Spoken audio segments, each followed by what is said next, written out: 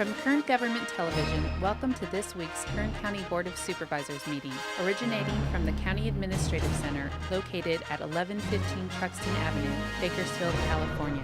Kern County's vision is to create and maintain a customer-centered county government designed to garner the confidence, support, and trust of the people we serve. Today's Kern County Board of Supervisors meeting will convene momentarily. Board to reconvene. Madam Clerk, please call the roll. Supervisor Gleason. Here. Supervisor Scrivener. Here. Supervisor Maggard. Here. Supervisor Couch. Here. Supervisor Perez. Thank you, and welcome to the Tuesday, June 27, 2017, 2 p.m. session of the Kern County Board of Supervisors. I'd like to start off today with a report on actions taken in closed session, so I'll ask County Counsel Mark Nations to report, please. Thank you, Mr. Chairman. The Board of Supervisors met in closed session on items 54, 55, and 56 from the morning agenda.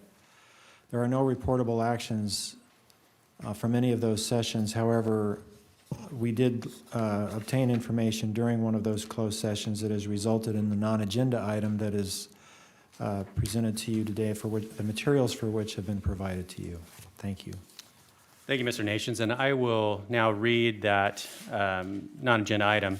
First is a request for a motion to consider non-agenda item number A. Make finding that the need to take action on a non-agenda matter occurred after the agenda was posted because the Board of Supervisors was notified today by legal counsel for the Cuyama Basin Groundwater Sustainability Agency of the need to formally appoint a representative and alternate representative to the GSA. The Board of Supervisors has not formally appointed a representative or alternate to the Cuyama GSA. The Board was also notified today that Supervisor Couch is unable to attend the Cuyama GSA meeting scheduled for Friday, June 30th at 2017 at 2 p.m. An appointment must be made prior to June 30th, and today is the last opportunity the Board will have to make the appointment. So this item is that we would request to add is proposed resolution appointing Supervisor David Couch as director and field representative Ryan Shultz as alternate director to the Cuyama Basin Groundwater Sustainability Agency effective immediately. So we need a motion to add the agenda item. So moved. Second. You have a motion and a second. Please cast your votes. The motion is approved, 4 ayes, 1 absent. Supervisor Perez. And second is the resolution. Once again, this is a resolution appointing Supervisor Couch as director and field representative Ryan Shultz as alternate director to the Cuyama Basin Groundwater Sustainability Agency. Are there any members of the audience who would like to speak to this item? Okay. Mr. Nations, do you have something to add on to this? The clerk indicated that you may. We good for me to call for a motion? I believe so. Okay, thank you. Motion. Second. Hold on, I think we have a speaker. Sorry. Hi. Just from the walking down. Sure. Hi, I'm Patty Prey. I'm I'm representing today Grimway Farms. And I want to talk to the board. And first of all, thank you for moving this. Apologize for it not being brought to the attention earlier. I was under the impression, as were all of the landowners in the Cuyama Basin, that it was done at the original, when you adopted the Groundwater Sustainability JPA. So our mistake, we didn't realize it until today when we were talking to David this morning at the AM session. So I want to thank staff, Ryan, CAO, and David Couch, Board of Supervisor, and all of you for working with us so that when we go to have our first meeting, the County of Kern will be at the table and we'll have an opportunity to participate. So I just wish to thank you all. Thank you very much. Any other speakers? Okay, seeing none, I'll return to the board. We have a motion and a second. Please cast your votes. The motion is approved, 4 ayes, 1 absent. Supervisor Perez. Thank you. Okay, so next on our agenda will be consideration of the consent agenda. If you'd like to follow along with our agendas today, they are available at the 2 tables near the exits. All items listed with a CA or a C above the item are considered to be routine and non-controversial by county staff. The CA represents the consent agenda for the Board of Supervisors. The C represents the consent agenda for the Kern Sanitation Authority. Consent items will be considered first and may be approved by one motion. If a member of the audience wishes to comment or ask questions regarding an item or items on the consent agenda, they may do so prior to a vote being taken on the consent agenda.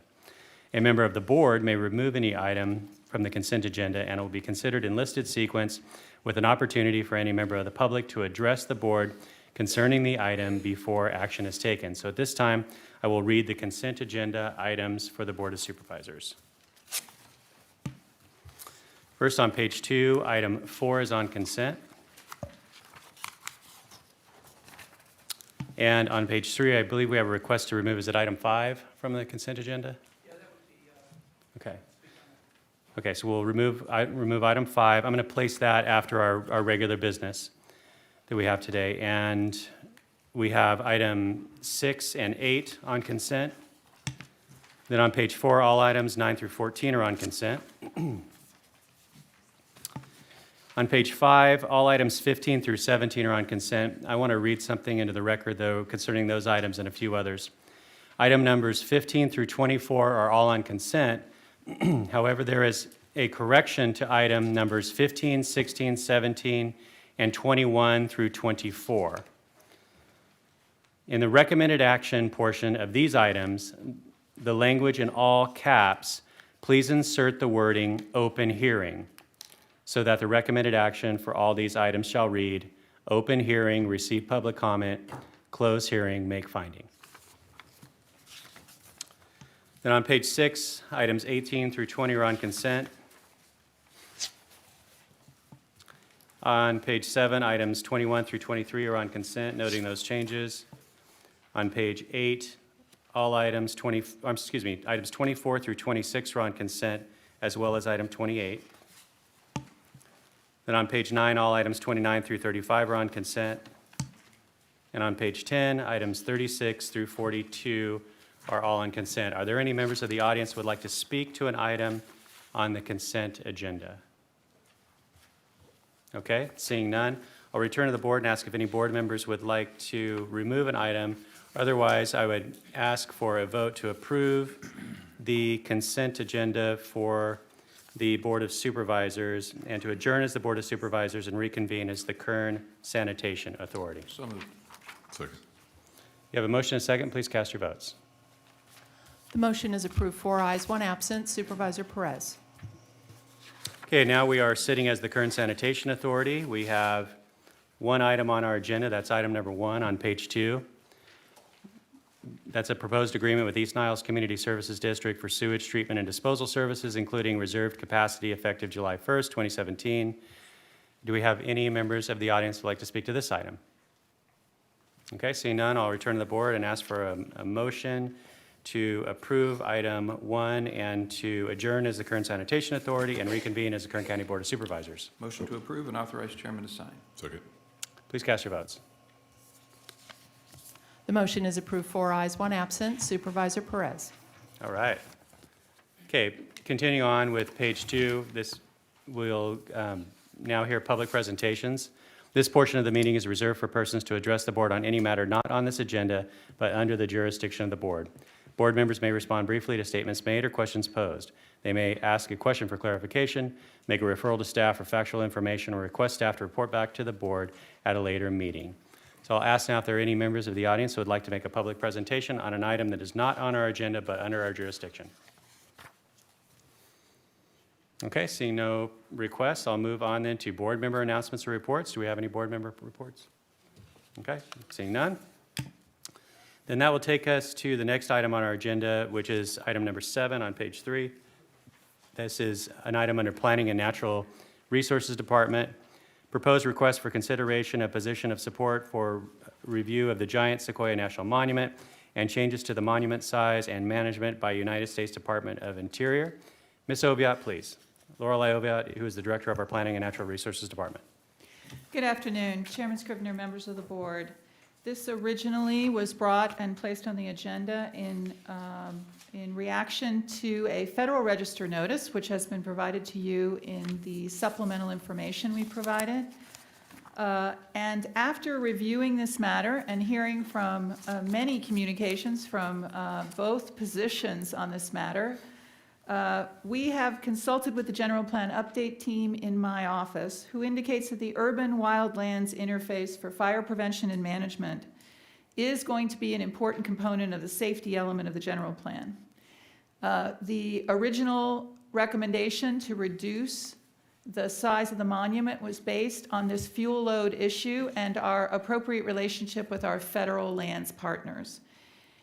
That appropriate relationship between the federal and state lands and all the users who use it for a variety of uses, recreation, open space values, ecological values, and other uses, and your board's policy direction on this matters is, we believe, part of the countywide general plan update. Therefore, at this time, the Planning Natural Resources Department is recommending that your board take no position on the Giant Sequoia Monument review. Refer this matter back to staff for inclusion of the fuel load issue and the urban wildlands interface for fire prevention and management to the general plan update process. I would note that based on our preparation of this addendum, I have contacted the leadership, many of the leaderships for both sides of this position. So there may be people here representing one position, but other people decided not to come to your board. Therefore, while I know you need to have a public hearing, I would like you to take that into account, that the people who may have a position on this made the decision based on my recommendation that it be referred back. The deadline for making comments is July 10th in the Federal Register notice. Therefore, I note that this is the last board hearing before that availability. With that, that completes my presentation. I've provided you the substantive on both positions along with the Federal Register notice. There were numerous emails and phone calls that have also been provided to you. Up until the time of this hearing, there were many other calls at my office which we were not able to download and provide to you. That completes my presentation, and I'm available for questions. Thank you, Ms. Oviatt. Are there any questions or comments from members of the board before I go to the public? Okay, seeing none, I'll go ahead and open the public hearing. And as Ms. Oviatt has indicated, the recommendation is now to refer this back to staff. And so if we could try and keep our comments to 3 minutes a person, that would be appreciated. I intended afternoon. Good afternoon. I'm R. Martirosian from Sequoia Forest Keeper, and I'm also the Conservation Chair for the Kern County Chapter of the Sierra Club. I intended to speak today. I heard that it was not going to be on the agenda for speaking by the public, and I didn't write a letter in advance, but I have a copy of what I was going to present for Mr. Nations and for the clerk, so that that can be digested by them in advance of any further analysis on the fuels management that would go into the update.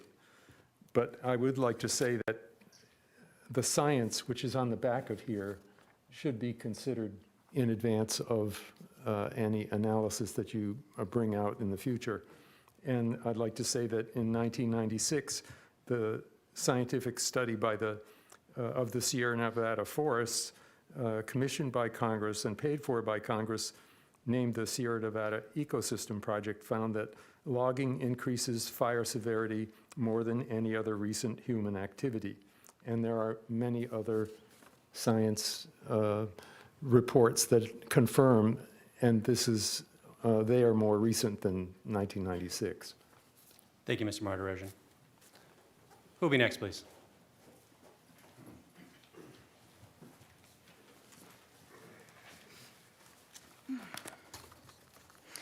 Hello, my name is Ellen Schaffhauser. I'm from Weldon, and I have a letter here that I will be presenting so that you will be able to get it. And this is what I say in the letter. Let's be upfront about the reasoning for this administration in power to want to reduce or eliminate national monuments. It's about money. It's about extraction of resources. It's about special interests that have powerful lobbies.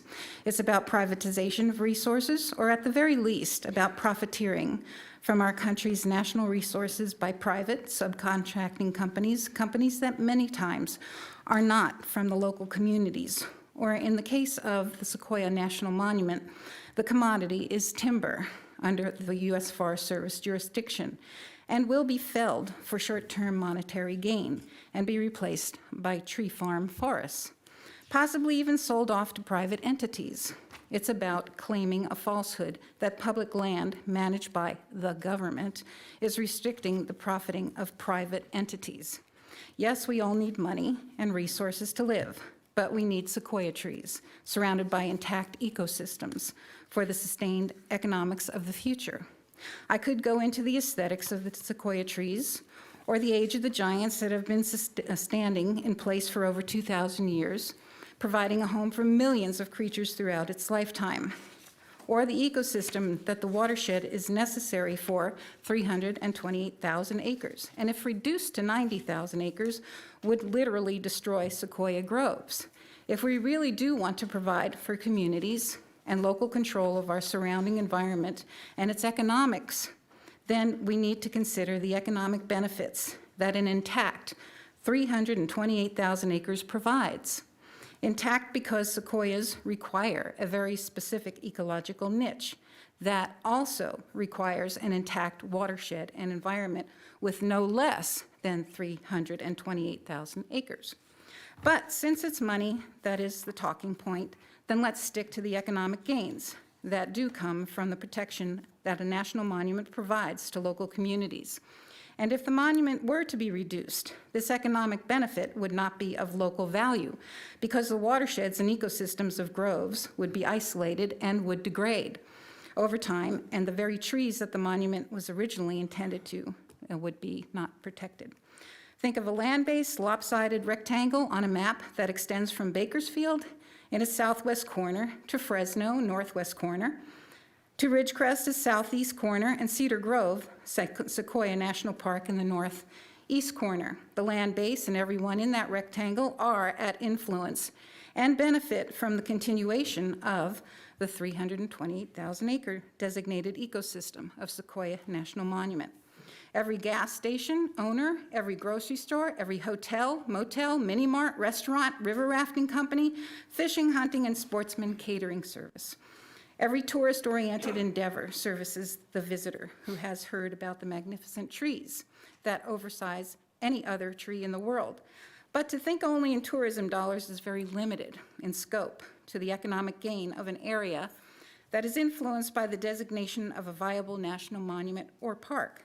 Protected lands have the greatest influence on economic growth in rural isolated communities that lack easy access to larger markets.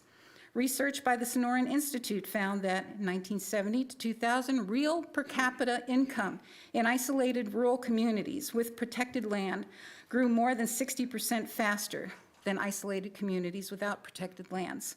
As we know, this rectangle of land is not only rural or isolated. There are major cities that are within the zone of influence. Local and regional economies that are not extractive but sustainable for a diversity of businesses results from land preservation of unique natural environments.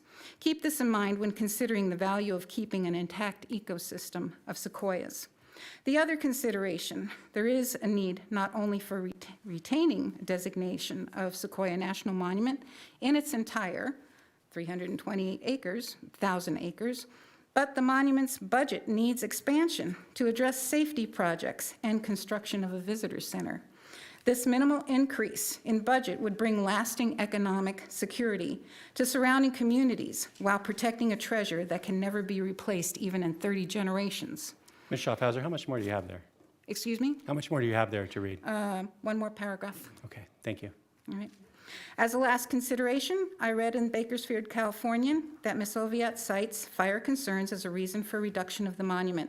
As I understand from the Sequoia Task Force, there is no restriction in the proclamation or the Giant Sequoia National Monument plan to prevent the Forest Service from removing any tree that is a safety hazard or that must be removed for restoration of the monument forest. So when it comes to tree removal for fire reduction, the monument does not restrict removal of trees except for commercial logging. Yet it does need to be acknowledged that some dead trees are necessary to remain in a healthy forest. There will be no future worthy to live if we don't keep as our utmost guideline a long-term local economics based in sustainability and cooperation with the environment. Thank you very much. Thank you. And this can be presented. Who'll be next, please?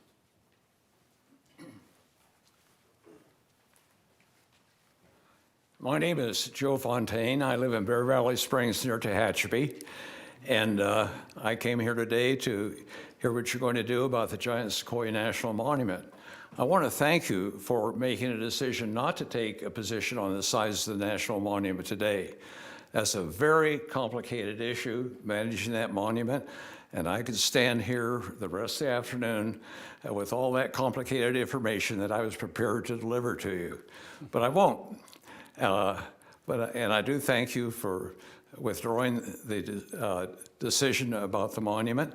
And I hope in the future, if you decide to get into this issue again, and that is wildfire management in public lands, on private land, all the things involved in the monument, that you'll ask for public involvement before you get anywhere near close to a decision. It's a very complicated issue. I can tell you that I've been working with the Sierra Club on this for almost as many years as I've been married to my lovely wife out here in the audience, which is over 50 years. So anyway, thank you, and please remember the public really cares about this issue. If you decide to revisit it, give us a chance for input before you get anywhere near a decision. Thank you. Thank you, Mr. Fontaine. I appreciated the time I got to spend with you in my office last week. Good afternoon. My name is Harry Love, and I have the distinction of being a resident of Kern County, but a property owner in Tulare County. I am a president of a fire safe council, and those are 501c3s, and ours was formed in 2005 in a place called Sequoia Crest, 6,800 feet in Tulare County in the mountains. By this title, there are over 100 sequoias within this private property. The largest one is the Alder Creek Grove. In the year 2005, 5 years after they established the monument, the district ranger came to us property owners that you need to form a fire safe council, and we did. And every time, and we have 6 grants that we were able to receive in those last 11 years. Every one of those we had to put on the application that we are within and inholding within the Giant Sequoia National Monument.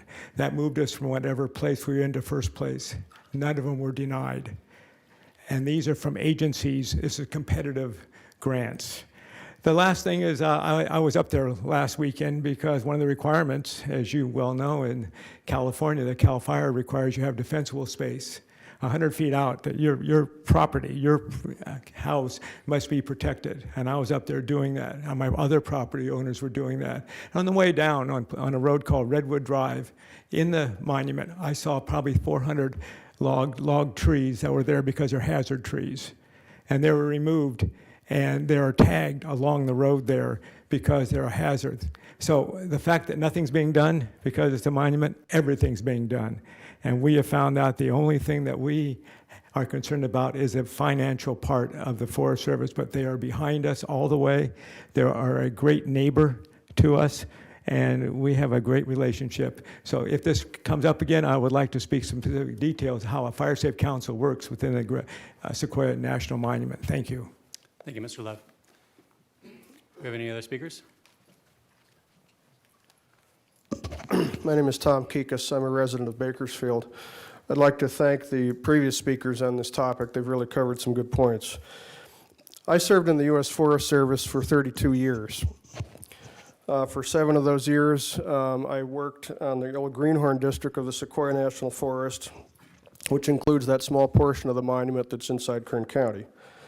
For the final 8 years of my career, I retired in 2009. I was district ranger for the Mount Pinus district of the Los Padres National Forest. I was responsible for 490,000 acres.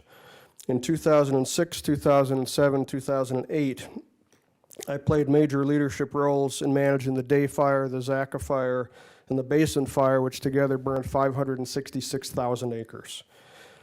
Giant Sequoia National Monument is about 6 miles from Wolford Heights and further from Kernville and Lake Isabella. The communities are downhill from the monument, about 5,000 feet lower. Fire races uphill and back slowly downhill unless it is pushed by Santa Ana type winds.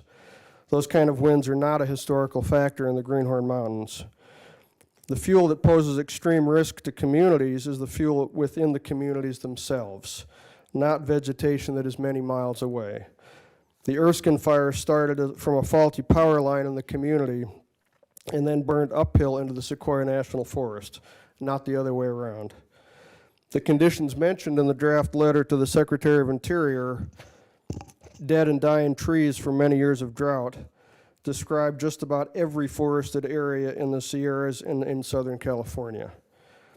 The Forest Service carefully considered wildfire in its 2012 management plan for the monument. The plan allows for a full range of fuels treatment in wildland urban intermix areas, and it mapped out those areas. And as has been previously mentioned, if anything, monument designation gives the Sequoia National Forest some brownie points when they compete for funding for these projects. And the Cedar Fire of 2016 created 29,000 acres of reduced fuel loading right between the monument and Wolford Heights and Kernville. You can't get any better fuels reduction than that. The draft letter to the Secretary of Interior is extremely disingenuous. First, it doesn't fess up that only 1,000 acres of the 328,000 acre monument are actually in Kern County. That's about 1/3 of 1%, although it recommends reducing the monument by 238,000 acres. And I'm pleased that you have tabled that, but things have a way of coming back around. Second, while the Erskine fire was a terrible tragedy, to infer that there is some link between the Erskine fire and vegetative management of Giant Sequoia National Monument is ridiculous. Finally, the letter proposes a connection between monument designation and management and fire safety in Kernville, Wolford Heights, and Lake Isabella, which just is not supportable. Whatever the agenda may have been to reduce the size of this monument, it certainly is not supported on fire safety. I applaud the board's concern about fire safety for Kern County communities. Instead of attacking Giant Sequoia National Monument, I urge you to support efforts like fire safe councils and fuels projects inside communities. That is how lives and property can be saved. Thank you.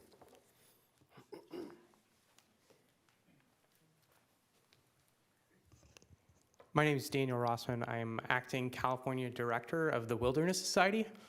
Actually drove up from Pasadena, California today. Not a usual occurrence, I would assume, at these meetings, but as you, I think, are feeling, this is an issue of concern, not only for residents of the county, but for folks across the state of California and indeed the nation. Protecting our national monuments is of national significance. The Giant Sequoia is an icon for California. I just ate at a sandwich shop called, named after the sequoia. And it's a beloved species. It's a delicious sandwich. Yeah. You guys know the place. So I think we can all come together on our love for sandwiches and the giant sequoias. The question is whether or not to take action to impact the establishment of the national monument. I think you've got a lot of substantive comments, so I won't dive into that, and I appreciate the prudence of city staff recommending that the letter be withdrawn. But I just want to reiterate that there's a lot of attention on this process and on preserving the Giant Sequoia National Monument. And after today, that folks will still be watching to make sure these places are protected for future generations. So I encourage you to keep that in mind as you decide how to proceed next. Thanks. Thank you. How many more speakers do we have, please? 1, 2, 3, 4, 5. Okay, thank you. Please come forward. Good afternoon. Good afternoon. My name's Allison Sheehy. I work for Sequoia Forest Keeper, but I'm also known locally as Nature Alley. And I just wanted to kind of address everything about our secret, super biologically diverse county that we have. I started in the environmental movement back in 1984 when I saw a condor at 20 feet away in the Maricopa foothills. I then subsequently explored around Taft and drove up to the Temblers and saw my very first bobcat, and then a deer, and then a badger. And I drove down and I looked over the landscape of Carrizo Plain National Monument, or what was to become Carrizo Plain National Monument, and went, wow, this is what California looked like. This was what the San Joaquin Valley looked like. This was what was described by Native Americans coming through the Altamont Pass saying that they saw wildflowers filling the fields. We have Bitter Creek National Monument, where we have the remnants of our valley grasslands. We have Wind Wolves Preserve. We have the Los Padres National Forest. Then we come down into the San Joaquin Valley and we have little pockets of magic where you can see kit fox and all these kangaroo rats that never have to take a drink of water in their entire life. They are adapted. They take a seed and take the water out of that seed. They take hydrogen and oxygen and make it into water. I mean, that's magic. Then you go up to the giant sequoias, which we don't have any naturally in Kern County, but we've got the most amazing parts of it. We've got the red fir forest in Giant Sequoia National Monument in Kern County. We have the sooty grouse, which as the forest has gotten slightly decadent, I've been tracking the mammals of this area, and we've had a range extension, because the forest was allowed to get a little old, of 12 miles for the only animal that can actually release a sequoia seed, the Douglas squirrel, also known as the chicory. We have the Forest Service was developed in 1905. The first people who wanted to protect our forests were our agriculture. In 1893, Grover Cleveland named the Forest Reserve System because farmers were tired of the flooding that kept happening, and they knew that the clear cuts up in our Greenhorn Mountains were causing flooding in the valleys. So they asked the president to protect this landscape. He protected it, and in 1895, the loggers got very upset and they were able to dismantle the Forest Reserve System. The first Forest Reserve System was the Kern National Forest Reserve. We have giant sequoias are 12 times older than our country as a nation. Imagine what you would think if someone were to do a Taliban-type effort by destroying giant sequoias that are almost twice as old as those Buddhist temples that were in the Banyan Valley in Afghanistan. It would be devastating. If you reduce the size of the Giant Sequoia National Monument, that ecosystem, that fractured rock water that it's in the aquifer disappears from beneath sequoias, which only have root systems of 4 to 6 feet. So it's really, really important to protect the entire landscape, all 328,000 acres. And I'll tell you, it could be bigger. Did you know, any of you ever been to Devil's Postpile National Monument? It's on the Eastern Sierra, right near Mammoth. We have post piles along the Kern River. We have limestone caves that are magical, that orchids are blooming right now. There is so much magic about our biological diversity. We have 446 species of birds that have come into this county. We need to be expanding our look at nature as one of our best resources for economic development. Nature tourism is a growth industry, and it doesn't consume our resources. Thank you very much. Thank you.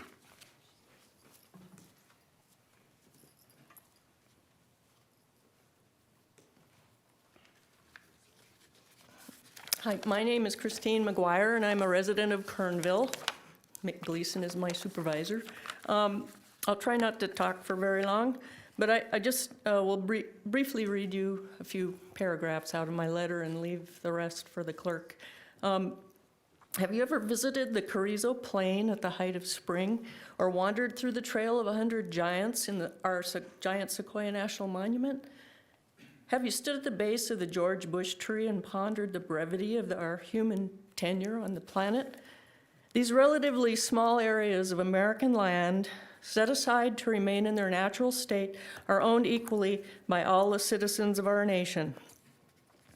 I've lived most of my life in Kern County, in Taft, Oildale, Bakersfield, and presently for most of the past 40 years in Kernville. I'm the daughter of a petroleum geologist who loved scientific inquiry and taking kids to the Sierras to camp, backpack, fish, and ski. I'm also a graduate of Cal State Bakersfield and now a retired former fisheries biologist for the state of California. I was privileged to spend most of my career focused on restoration and protection of the native trout of the Kern River Basin, including our state fish, the California golden trout. Admittedly, I have footprints in many camps, at 11C Camp in Taft and other Standard Oil Company camps, and in many a national forest and wilderness camp in the Sierras.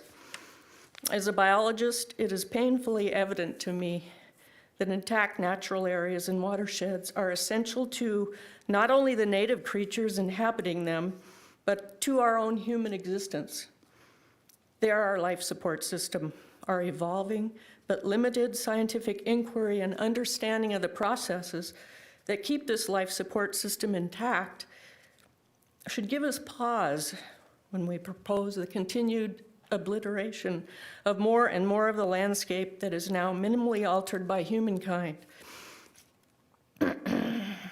So, bearing all that in mind and recognizing that we as citizens are all partners in decisions about what is best for the lands and people of our country, I would like to extend an invitation. I invite you to take a day off from your work schedule this summer and take a drive in your backyard along the Western Divide Highway and the Giant Sequoia National Monument. I'd be happy to go with you and be a tour guide. Stop and picnic in one of the quiet meadows, which I just did last weekend with my 91-year-old uncle from Los Angeles and my cousin. And then we took him for a walk in the Trail of 100 Giants, and he did well. We got out of the heat, and it was just a fabulous day. So that said, I know you've tabled this for decision, but in the meantime, you have time to go up there and take a look around and enjoy what we have in our backyard. Thank you. We have 2 more speakers, is that correct? 1, 2, 3, 4, 5, 6, okay. All right, please proceed. Hello, Tom Franz from Shafter. I'm a Shafter farmer. I worked on air quality and stuff, but I've lived here all my life, and farming's in my blood. I worked the same land that I worked with my dad over 60 years ago, and both my grandfathers were farmers on either side of me back then. And what I understand is, I'm wearing my farmer hat now, but I understand our water system quite well. I've had a well on my property drilled in 1960, and I've seen the water table come back up every year, about 10 feet, and it go back down during the summer. During the drought, we lost quite a bit more than that. But the Sierras is where we get our water from. I'm part of the Friant-Kern system. 50% of my water is coming out of Fresno from the Sierras, and the other 50% is groundwater that also comes from the Sierras. It's replenished. And without the Kern River and Pozo Creek, Kern County wouldn't have any water. The 4 inches of rain we get, it doesn't help us grow a crop that needs at least 40 inches of water. And that's true of any crop we grow here. So the monument was a wonderful thing when it was established. I have property up there in the monument right now in Tulare County, about 3 acres, and at the southern end of the monument. And I've seen the devastation that logging did up there 50 years ago. And the trees they planted in those logged areas all died during our drought. It's ugly to look at. But a healthy forest filters our water and lets it come out slowly so we don't have the flooding mentioned by an earlier person. It's critical that we have a healthy forest up there. And the monument was one of the best things that ever happened because that's part of our watershed, both for the Kern River and Pozo Creek. And and it's important for the rest of the valley as well. So to say that we should reduce something once we have this wonderful protection in place is ridiculous, because it's our livelihood. Water is our livelihood. So think twice about the ramifications of taking away some protections like that serve the greater population. And you don't want to do this on behalf of special interests in a situation like this. Thank you. Thank you. Who'll be next, please?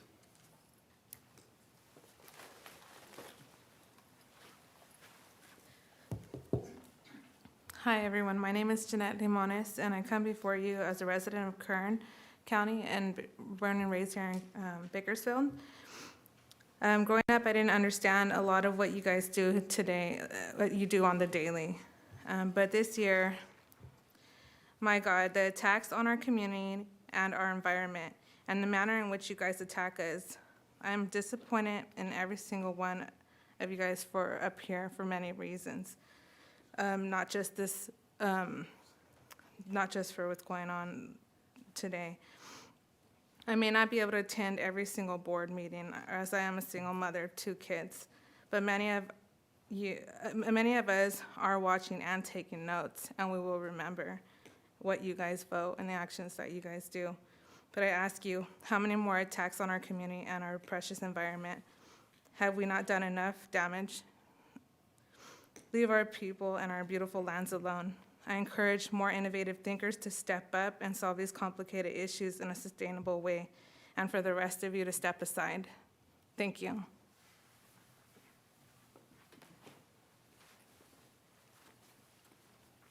Good afternoon. Good afternoon. Mr. Chairman, members of the board, staff. Dennis Fox, and glad to see you putting it off, give you time to read Dr. Pierdo's comments. And I really support him. We're learning an awful lot of talk today about saving the sequoias as if they're dead. I would prefer seeing them alive. I really would. The boundary is not a determinant of acreage. It's a determinant of these trees by altitude and longitude. And those are starting to diminish, even though we have people denying that, who you've heard. Fire's natural. More fires, more natural. No, it's not. These are not natural fires. And also the carbon from the fires goes into the atmosphere. That's a greenhouse effect. So I would like to see the fires return. They're even looking at clearing out some of the pine trees and changing the pine trees from that have a quick return on fire to ones that can take a longer return. The ponderosa and sugar. As he has noted, the Park Service, which you might want to call while you're waiting, and they will ask you what you're talking about. They are 4 hours away from this place. Their office is, they might as well be in Modesto.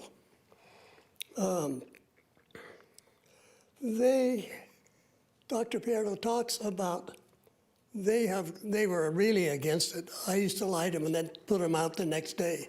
Light them and put them out the next day. That was the Park Service. Fires are limited.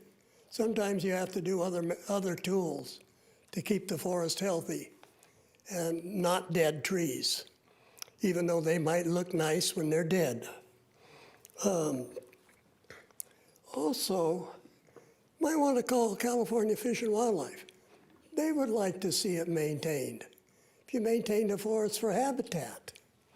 People you have heard today like to see wildlife, but not in a wild situation. Kind of a rural zoo. You drive through, and they have, I remember when they were out to get rid of the city's endangered species reserves, because we want to save the view of the river and not the freeway. So they lied to extinct a few. It's like all animals are created equal, but some animals are more equal than other animals, was Orwell's best way of putting it. So I would hope you would look it over and do it on a rational basis rather than an emotional basis. Thank you. Who'll be next, please? My name is Gordon Knipp. I'm the vice chair of the local Sierra Club, and I live in Supervisor Gleason's district. As much as we normally value Dennis Fox's comments, without going into a lot of details, I'll have to say that I disagree with some of what Dennis has said in his previous statement here. Let me just say a couple of things about the Giant Sequoia National Monument. The Giant Sequoias are a world-class treasure, and we should be doing what's best for the Giant Sequoias. Over 90% of the acres inside the monument are either actual grove acreage or are watersheds and subwatersheds upon which the Giant Sequoias rely for survival. The monument already is the minimum size necessary to protect the Giant Sequoias. It should not be made smaller. Of course, having a national monument in our backyard is a tourist attraction. One of the main tourist gateways to the monument is through Lake Isabella and Kernville. We're shooting ourselves in the foot if we shrink the importance and attractiveness of the Giant Sequoia National Monument by making it 70% smaller. Instead, we should be asking for increased funding, including perhaps funding for a visitor center in Kernville. Well, let me just say one other thing here. I'm so pleased to see that there are so many folks who have come today, in spite of the fact that many of them knew at this point that the letter was going to be withdrawn. Still, there are a lot of people who came and are standing up in support of the Giant Sequoia National Monument. I would also like to thank you for withdrawing this letter. I hope that, if anything, you will ask for more funding for Giant Sequoia National Monument. Thank you. Do we have any other speakers? Please come forward. Good afternoon. My name is Julie Solis, S-O-L-A-S. Usually I'm here talking about valley fever, but although we know that there'll be a risk if we destroy the land, I'm going to talk about something else. So instead of cutting our national monument, our local governments should present a unified front, asking for independent federal funding to build a visitor center. Is it a coincidence that all over in the different counties and cities, this is popping up on the agenda? This is lobbying at its best. We need to leave agendas alone. The National Monument provides a place for valley folks to cool off in rivers and in streams on hot summer days, just close enough for a day trip to go enjoy our beauty. Youth visit, groups enjoy this unique backyard that we have. It's a one-of-a-kind backyard. Nowhere else in the world can you go and visit such a marvelous place. I can never forget the day when I was teaching in first grade. A little girl came and she said, Miss Elise, I seen trees and they touch the sky. Don't do that to our future. Let all the children discover trees that touch the sky. Thank you. Do we have any other speakers? Is this our last speaker today? Anyone else? Okay, please proceed. Good afternoon, Board. My name's Nathan Carver. I'm from Glenville, California. I'm a fifth-generation rancher. Run my cows on the Sequoia National Forest. I've played in the Trail of 100 Giants before it was a trail. We rode our horses in there and looked at things when I was little. I'm very familiar with the area, raised my whole life there. The monument does not need to be 300,000 acres. It was originally designated 90,000 acres. It protected the redwoods, did a great job of it. The expansion of it is unnecessary. The Forest Service can manage the rest of the land just as well without a monument designation. I am saddened to see that you would bow to political pressure and withdraw the letter. You as a board really need to take more interest in your Forest Service lands and more input into them and have a direct role in how the Forest Service is managing out there. I've lived through the Red Mountain Fire, 1970, lived through the Stormy Fire in 84, 86, I think that was.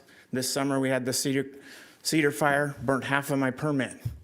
The devastation is immense out there, but the changes are amazing to see what has gone on. There were redwoods that burned up in the Cedar Fire. Okay, not many people know that because they're tucked off in different canyons where nobody knows where they're at, but there were redwood trees that burned up in the Cedar Fire. And the Forest Service has no ability to manage the area properly. If the area is managed properly, let me put it this way to you. A properly managed forest has diversity in it. You have diversity in species, diversity in age. When we get large areas of single species and single age, whether it's trees, brush, or whatever, it's an unhealthy forest. It's unhealthy for the water, for the wildlife, and for the economic use of the forest. And if the Forest Service can manage it properly, it can be a healthy place for everybody. Being under the Forest Service, just straight Forest Service designation, they have a lot more freedom to manage it. Being under a wilderness or a monument designation, their hands are tied. There's very little things that they can do. And I would like to see the monument shrunk to its original size, the redwoods protected, and the rest of the forest opened up so it could be managed and used by all of us properly. Thank you very much for your time. Thank you. That concludes the public hearing. I'll return to the board. This is in Supervisor Gleason's district, so I'll ask if he would like to go first. Sure, thank you very much, Mr. Chairman. Ms. Oviatt, do you have any comments, sweeping comments about what we've heard? Okay, thanks. First thing I want to talk about is appreciate all the intelligent, insightful comments and thoughts by the people who have spoken today. I recognize this may be in the first district, but it is not just a first district vote or decision. It impacts all the county, all of us. So I'll keep my remarks, although my remarks are focused on first district primarily, it's an issue that all of Kern County is dealing with. So thanks. First thing I want to comment on is that this is not a policy decision. We're not coming to the board. This issue is not we change a designation from a monument to a Forest Service property, go from 328,000 to 90,000. This is not a decision this board is making. It's not a policy decision. This is a decision made on a letter of support that was drafted to forward to the decision makers. So my decision making, I will be less aggressive in my decision making because I don't have to make a decision that's going to directly impact, whether this is a monument, continues as a monument or Forest Service.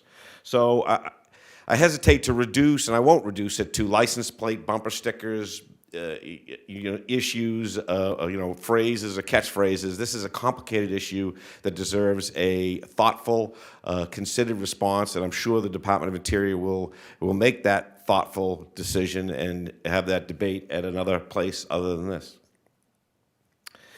When it comes down to me, there are three primary issues that I am primarily concerned with.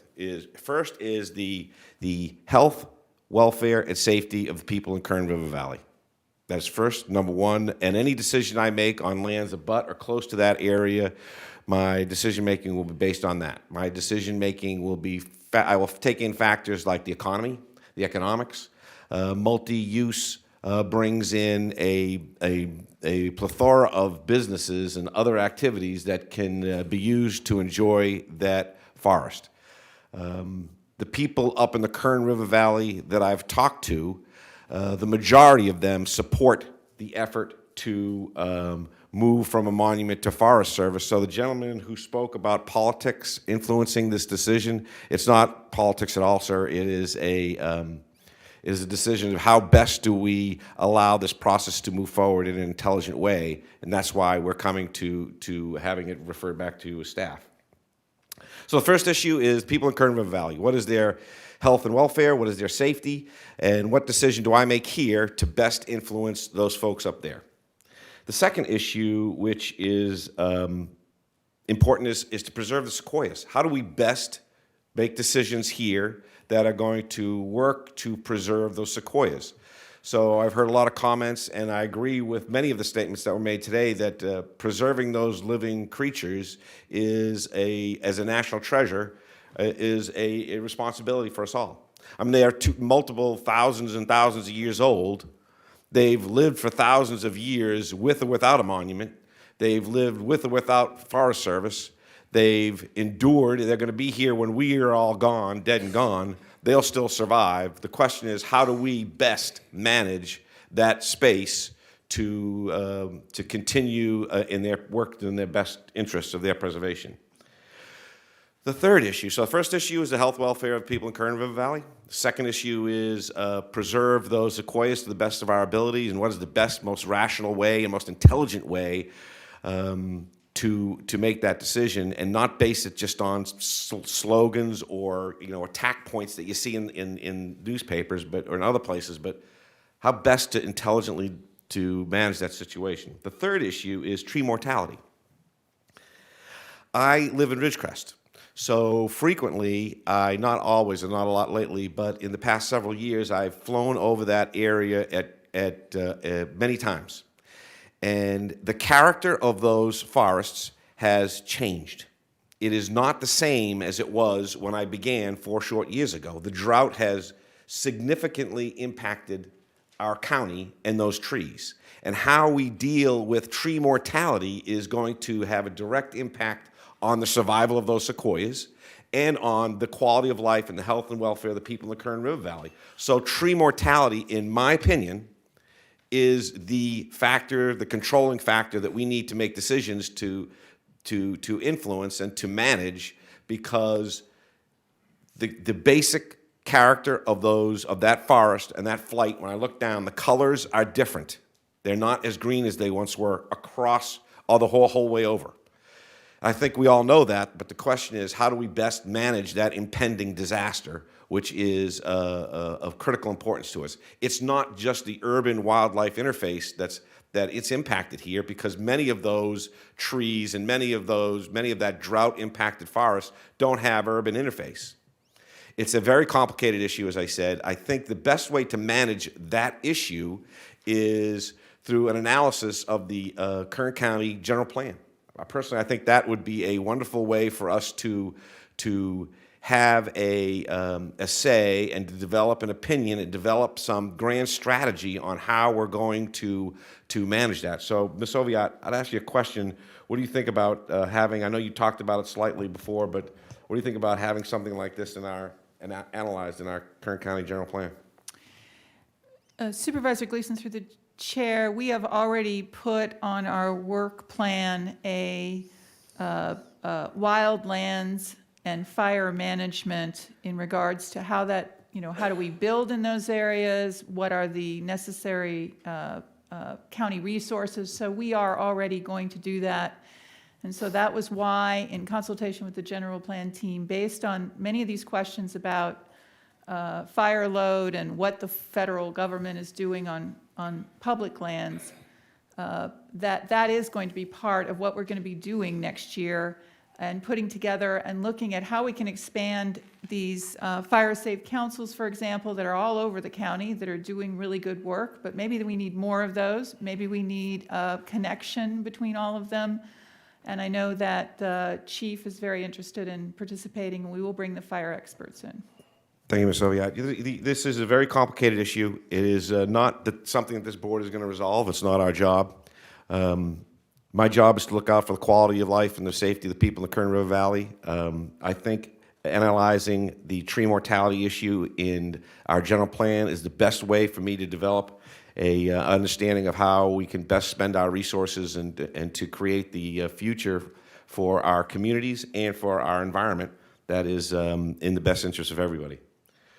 So those are my thoughts. I think I'm by nature I like multi-use. I lean in that direction because I believe recreation in the most the best way to promote multi-use is in the best interest of the economies. In this particular instance, I'm interested in that, but I'm also interested in the fact that the tree mortality is an issue that we all have to deal with, and what is the best way to manage that, and that is through our general plan, in my opinion. So I would like to listen to other thoughts from other members, and then I'll prepare to make a motion. Thank you, Supervisor Gleason. Supervisor Maggard, do you have any remarks? I do. Thank you, Mr. Chairman. I have a question first about whatever motion is necessary or not necessary. With the item being withdrawn and referred back to staff, is there any motion necessary on our part? Any motion called for at all? No. Yeah, that's what I thought. Thank you. I'm going to talk about the process part of this. A few years ago, staff brought to our attention a request for us to take a position about the rescinding of the Williamson Act. It was posted at 2 o'clock in the afternoon, and we, a few days later, met on the subsequent Tuesday, and the room was completely packed with people that were panicking that we were going to rescind the Williamson Act and have an immense consequence to ranchers and those who make their living and live in the areas of Kern County that would be affected by that. I made it crystal clear to our staff back at that moment that I didn't appreciate that they had placed a question on our agenda without ever briefing me on what the issue was, without ever coming to me and explaining to me this is the question, without ever asking my opinion about how we would go about seeking public input. I made it crystal clear then that I did not want that to happen again. Well, Thursday at 2 o'clock, our agenda comes out. I don't know what you're doing Thursday at 2 o'clock. I'm preparing to leave Friday morning to go, ironically, up in the mountains, up into the forest above Sonora to a place called Old Oak Ranch. And as I'm preparing to do that, this might shock some of you, but I don't read our agenda and our county documents every moment of every day. I go away. And I come back from this trip and discover, go away to a place that has virtually no internet service, and discover, what do you know, our staff has put a question on our agenda that has fired up our community. As I understand it, nearly 500 points of contact were made by the public to our offices about this issue. I don't know how many staff others in the county have. I have 2 and a half-time person. They did nothing else between Thursday afternoon and today but deal with this issue. I wasn't asked. I wasn't briefed. I wasn't asked, how should we handle this? I don't like being put in that position. I want it to be crystal clear to our staff, I don't want to be put in that position. If this question ever comes back to us again, now I want to confirm, the comment period that this question was intended for expires on Monday, July 10, is that correct? That is correct, Supervisor Maggard, through the chair. So we don't meet again until Tuesday, July 11. This issue we won't comment on this issue. But if we are going to be asked to come on the issue or do things like deal with changing our general plan to deal with forest management, those are legitimate issues. And I'm fine dealing with those issues, but I want the process to include a long run-up time so that the public has an opportunity to give us their input on this. I may or may not agree with what the position is, but I want the public to be served in that way so that they aren't surprised. Because what this did with the Williamson Act and what it does with this issue is it makes it appear to some that we are following someone's special interest. I am not following anyone's special interest. This board is not following anyone's special interest, and I'm confident that our staff is not following someone's special interest. So the process is all we have to assure that the public and those that live here and those that we represent, the process is all we have that makes it fair, that makes it just to them. And it's very important to me that we follow that process. So I'm glad we're not going to take a position. I don't intend to take a position on this today.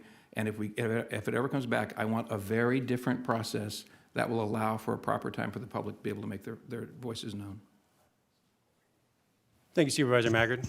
Ms. Oviatt, is there any more that we need to do today? County Council has indicated that a motion is not necessary, but perhaps you might describe what happens next for folks that are interested in this issue, their ability to have, to make their voices heard and have some impact on how we deal with some of the points that Supervisor Gleason brought up, which I thought were very good points. So those are my priorities. When I first looked at this issue, the fire risk, tree mortality, those were issues that I saw as being extremely important. However, I got to spend an hour with Joe Fontaine, as I alluded to earlier last week, and Joe knew this was on my agenda before I did. He had to show me it was on there, but we had a good conversation. I appreciated his time. I know he has been working on this issue for many decades. So if you could give folks some idea of what they can expect moving forward. Chairman Scrivener, we have a link on our Kern County Planning and Natural Resources for the general plan update. Many people in this audience have been intimately involved, the leadership that has been in contact. We have a newsletter that goes out every month. We are completing our Planning Commission topics. We will be putting together a report, bringing that to the Planning Commission and the board in the next couple of months. So there will be an additional board hearing where we will give you an update on a new schedule on when these task forces occurred. Just as in this process, I did not wait until this was on the agenda. I emailed all of the leadership that I had emails for on both sides a week before this actually went on the agenda. So I apologize if that was not a sufficient lead time. The Federal Registered notice was only 30 days. But I did not reach out. These are our people. All the leadership of the environmental groups are our people, just like everyone else. And we will continue to communicate with them, provide them heads up on any items that come forward. And in the future, when we have a short window for taking a comment, I will come up with a different process to bring that forward to the board. So I will continue to let the leadership know, and they have been obviously very effective at reaching out to a variety of people all over California. And I appreciate the direction, and we will be putting together our fire task force as well as other task force conversations that we were making on other items. Okay. Thank you, Ms. Oviatt. Okay, that will conclude this item since no motion is required, and so I'm going to move on to item number 27 on the agenda under the County Administrative Office. This is a proposed amendment number 3 to agreement number 255-96 with Kern County Bar Association for management and administration of the county's conflict indigent defense program from July 1st, 2017 through June 30th, 2020 in an amount not to exceed $17,606,843. So I will now turn to Ryan Alsop, our County Administrative Officer. Mr. Alsop. Thank you. Please proceed. Thank you, Mr. Chairman, members of the board. Brent Curry of the CAO's office will handle this agenda item. Okay. Mr. Curry, good afternoon. Good afternoon. The item before you is the proposed amendment number 3 to the agreement with the Kern County Bar Association for management and administration of the county's conflict indigent defense program. The purpose of this amendment is to update an agreement with the Bar Association that has not been substantially updated in over 20 years. The Bar Association and County Administrative Office have worked through items that were previously identified as contractual issues and have developed this third amendment for your board's consideration. Major modifications include the provision for indigent defense services in the outlying courts, specifically Delano, Shafter, Lamont, Mojave, and Ridgecrest. This provides for uniform administration and representation in those areas, as well as greater oversight of the attorneys, investigators, and experts. We have included enhanced reporting and audit requirements, implementation of a paperless billing system, and included a finite term. I wanted to thank publicly Mr. Marquez, Mr. Yoro, Mr. Sala, Mr. Yee, and Mr. St. Lawrence, all for their work on this. And the recommended action here is for your board to approve and authorize the chairman to sign.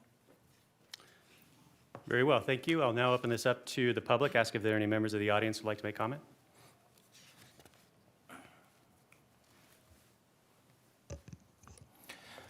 Mr. Chairman, members of the board, my name is Jim Yoro, and I'm the current president of the Kern County Bar Association. Could you spell your last name, please, sir? Yes, Y-O-R-O.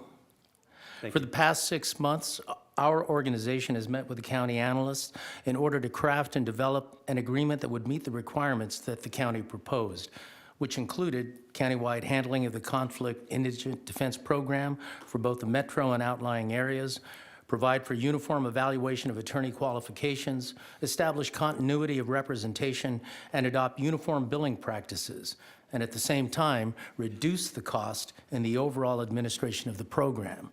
As you can well imagine, this was quite a challenging agenda. But with the help of Brent Curry and Alex Alva from the CAO's office, along with the support of Ryan Alsop, and the tireless efforts of Henry Marquez, our IDP administrator, and numerous volunteer attorneys from our Bar Association, I believe we've accomplished the goal that was set before us. I would like to thank everyone involved in this process, including the IDP attorneys who contributed their input and provided us with valuable insight into the challenges that they face. And most importantly, I would like to give special thanks and recognition for the support that we received from the Kern County Superior Court. Unless any members of the board have any questions, I look forward to continuing our longstanding relationship with the county. Mr. Yoro, we appreciate that. Are there any other members of the audience who would like to make comment? Okay, seeing none, I'll return to the board. Motion to approve and authorize the chairman to sign. Thank you guys for persevering through this process and getting it done. Second. You have a motion and a second. Please cast your vote. The motion is approved, 3 ayes, 2 absent, Supervisor Couch, Supervisor Perez. And finally, we're going to return to item number 5 on our agenda. This is an item under the, this item is on page 3. It's under our Planning and Natural Resources Department. This is a request from Kern County Public Works Department to change the permitted uses from low-density residential to neighborhood commercial with precise development combining, and from medium-density residential to general commercial with precise development combining on a half acre located at 2500, 2510, and 2520 Calloway Drive, approximately 250 feet southeast of the intersection of Rosedale Highway and Calloway Drive in Bakersfield. And I will ask Ms. Oviatt if she can walk us through this item. Thank you, Chairman Scrivener, members of the board. As we note, this is 3 contiguous undeveloped parcels of, totaling approximately 25,000 square feet located on the east side of Calloway Drive. The 2 northernmost parcels are actually designated already for general commercial.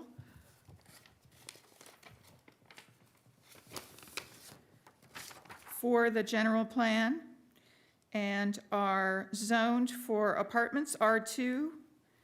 The southernmost parcel is presently zoned R1. Let me get the correct map.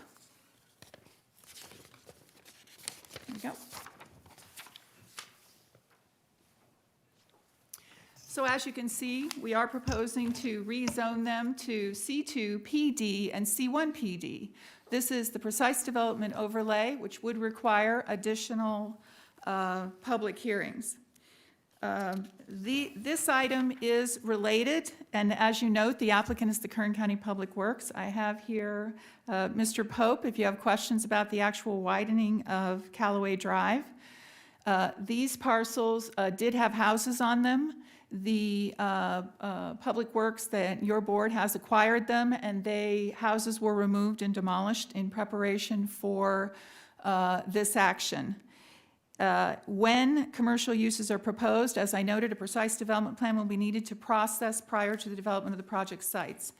I have provided to your board an addendum, which includes a petition of residents surrounding the area who are concerned about what impact this zone change will have on their neighborhood.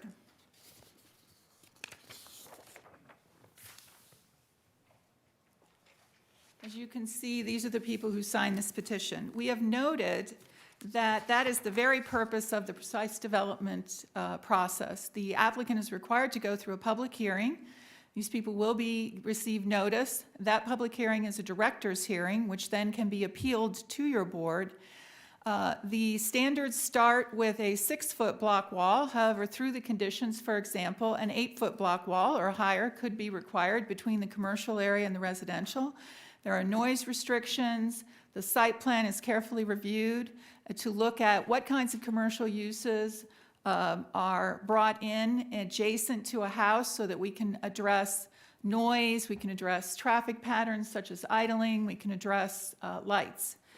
We do believe that this is an appropriate use of these properties. They are very constricted properties now because of the access on Calloway that will be limited and the lack of adjoining roads to actually provide access to these properties. Therefore, at this time, we are recommending that you adopt a resolution, the recommended findings, and enact the ordinance approving the zone change as requested. And we are available for questions. Thank you. Thank you, Ms. Oviatt. And Mr. Pope, I apologize. I didn't notice that you had sat down, or otherwise I would have introduced you as well. It's nice to have you here. Okay, I'll now open this up to members of the audience. Would anyone like to speak to this item?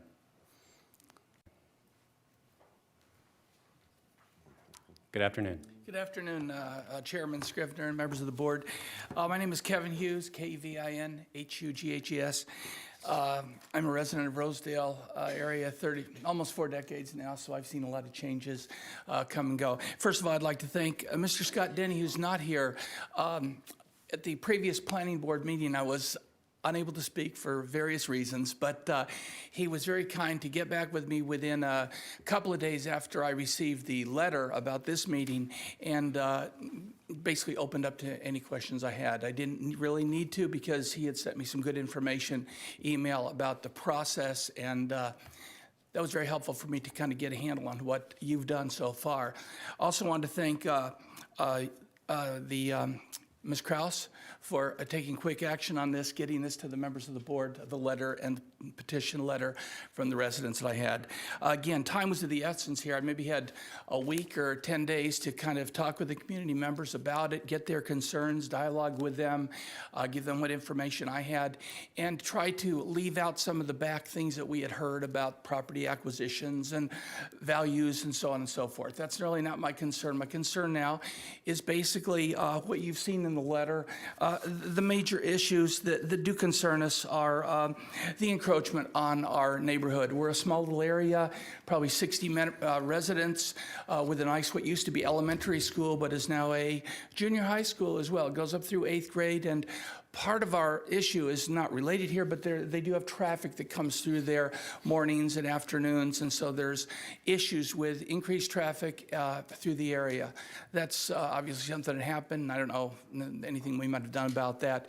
There's obviously Rosedale Highway. We understand how development goes on that. We bought with the knowledge that it would develop and push back, possibly even toward our area. So Rosedale's a concern, but our main concern is really what's happened to Calloway and how that has developed from Rosedale south and also from Brimhall north. It just seems that there's been so much development there on the side streets, which I understand from speaking with Ms. Ovett earlier. She assured me that this is something that is in the general plan of development for Bakersfield. I was not aware that Calloway was going to be a big commercial area. Understand that it is, but understand too that there are these properties that do back up, the 4 properties that we're concerned with back area, and obviously the noise, the lighting, the visual issues that they would have to deal with.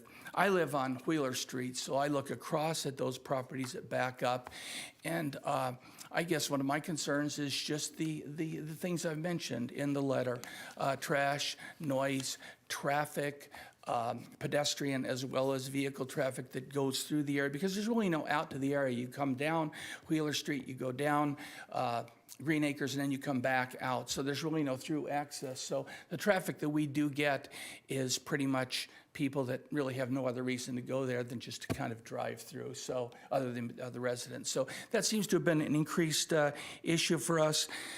Understand that the county is infilling in commercial areas, probably not going to put in green spaces. I mentioned in the letter that we see Bakersfield City has done some of this and some of the road widening done north of Rosedale Highway.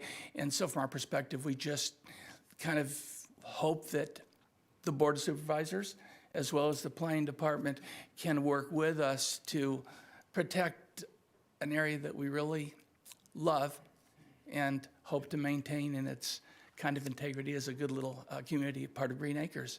So whatever you can do, I understand you're probably going to approve this change, and I do understand that, but I would certainly want to be in the loop, as would all the residents, as we move forward with whatever commercial development is coming down the pike for us. So thanks so much for your time, and hope to hear from you.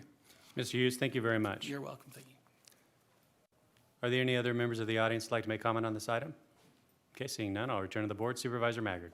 Thank you, Mr. Chairman. Mr. Hughes, you live in my district. I represent the area that is impacted here, and I appreciate your coming forward this morning, and I appreciate your neighbors who signed this petition, I guess, for lack of a better word, that live on Wheeler as well as on Green Acres Drive. I want to ask a couple questions for your benefit, for your information, and Ms. Oviatt has given, and Mr. Pope have given a great deal of thought to this, and we have some assurances that we can give you as we move forward. First of all, I just want to make it clear, how long has, staff, I appreciate your preparation and your thoroughness with this. How long has Calloway been designated as an arterial? Through the chair, Supervisor Maggard, I don't know the exact date, but it's been, my entire career, it's been over 30 years. Decades and decades. Yes. Yeah. So it is not an uncommon thing, Mr. Hughes, for folks to buy in their neighborhood and not comprehend the consequence of all that surrounds them. Clearly, you couldn't miss Rosedale Highway, but who would ever have thought that little road that was Calloway with those little old houses on it would ever turn into the thing that it is now? But the reality is that it has been planned for that for a long time. So as this change is made, and there are some areas where if we don't make some improvements, lives are endangered. And this is an area where lives will be endangered if we don't make the improvements that are planned. So I'm going to recommend that we proceed with it. But there are some of the consequences of that move. We can assure you that we can do something about it. Ms. Oviatt has been very good at telling me what some of that is. So I just want to ask a couple questions of her on your behalf so that the public and your neighbors know exactly what's up. So Ms. Oviatt, as this zone change is made, and as the property will likely be developed in some fashion, it might be a parking lot, it might be something else, we don't know yet, what will the consequence of the zone change that we've made, what will the consequence of that be, and what can it be used for, what can it not be used for, and how can we help mitigate some of the concerns of the neighborhood? Supervisor Maggart, through the chair, it can be used for commercial, but it is limited, and Mr. Pope can address that. They are going to limit the access to Calloway. So these parcels would have to be part of a comprehensive site plan. It would not be, I'm going to put one little portion of this and come in with a site plan. And that comprehensive site plan goes through the precise development hearing, and we look at things even on a parking lot, such as if people are parking at night, where are their headlights shining? Do we have a wall high enough? Can we reorientate the parking so that it doesn't interfere with, shining into someone's bedroom, those types of issues? So given the site, which now could be comprehensively planned, I would say that you could do things like, you could do anything from office all the way up to, a fast food and those types of shopping center types of things. It's not the type of area where you would do things like a metal shop or any of those kinds of heavy industrial kinds of operations would not be allowed. So thank you for that. So the typical things that I've done many development deals in my time on the City Council in the County of Kern. The kind of deals that neighbors are typically concerned about are, am I going to see the lights of the cars? Am I going to see the light that's shining down in the parking lot? Am I going to smell the smell of a hamburger being cooked for the rest of my life beyond the fence behind my house? Am I going to hear the beeping tone of a backing of a garbage truck in reverse as it dumps a big bin full of stuff? Those are the kind of things people are usually concerned about. And at any point that someone proposes to do something on these sites, I want to give Mr. Hughes the assurance of this, but can you just confirm so that it's crystal clear? At any point that a proposal is made, there will be a noticed hearing process, and he'll have an opportunity, along with his neighbors, to make comment about all those same concerns or any others that he might have. Is that not correct?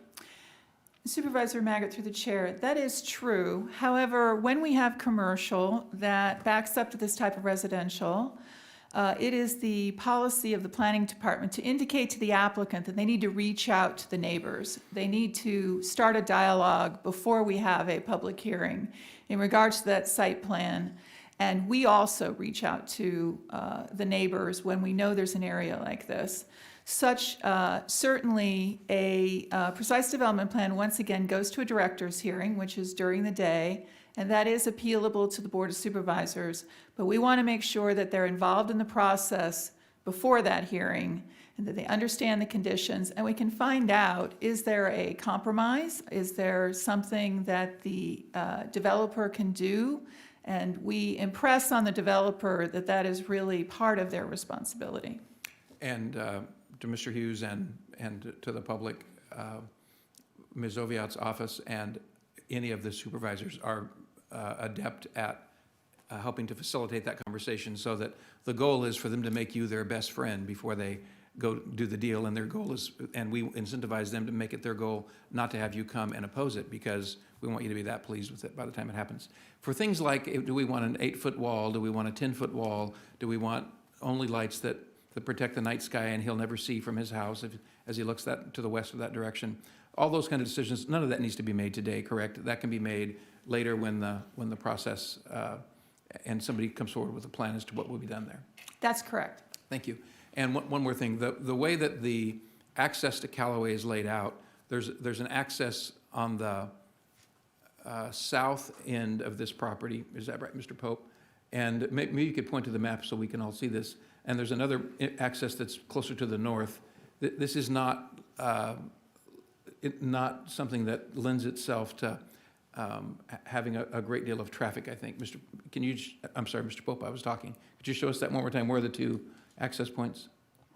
There will be one here, and then there will be another access, but it will only be into this area. It won't be, through the chair, Supervisor Maggott, the way we envision this property, because it'll only be a remnant left over after the houses are down, when we widen the road, it probably won't be able to utilize for much other than possible parking for the lot to the north that's still there at Rosedale and Calloway. That's why we felt this was a good fit when that property owner approached us and said, as part of the process of acquiring the land from him, the remnants there could be used in exchange for that. The access to anybody else would be, there would be no access. To allow him to have a right in there and only come out at his facility is the way the plan appears to be working out. Okay, thank you. So I can't give you absolute certainty that it will be a parking lot, but it is very likely that this will be a very benign use behind these homes, and what you look at will be relatively easy for us to control. I'm not going anywhere. I'll be happy to work with you to make that happen when it comes forward. So I look forward to the opportunity for it to happen, for this to be completed, and this will be a safer intersection and better for everyone. So I appreciate your input and those that signed the petition, and I would make a motion that we adopt the resolution, the recommended findings, and enact the ordinance approving the zone change as requested, and thank the neighborhood for its input and the staff for its good job on this. Second. You have a motion and a second. Please cast your votes. The motion is approved. 3 ayes, 2 absent. Supervisor Couch, Supervisor Perez. Thank you. That concludes our business for the afternoon session. So I'll entertain a motion to adjourn to Tuesday, July 11th at 9 a.m. So moved. We are adjourned.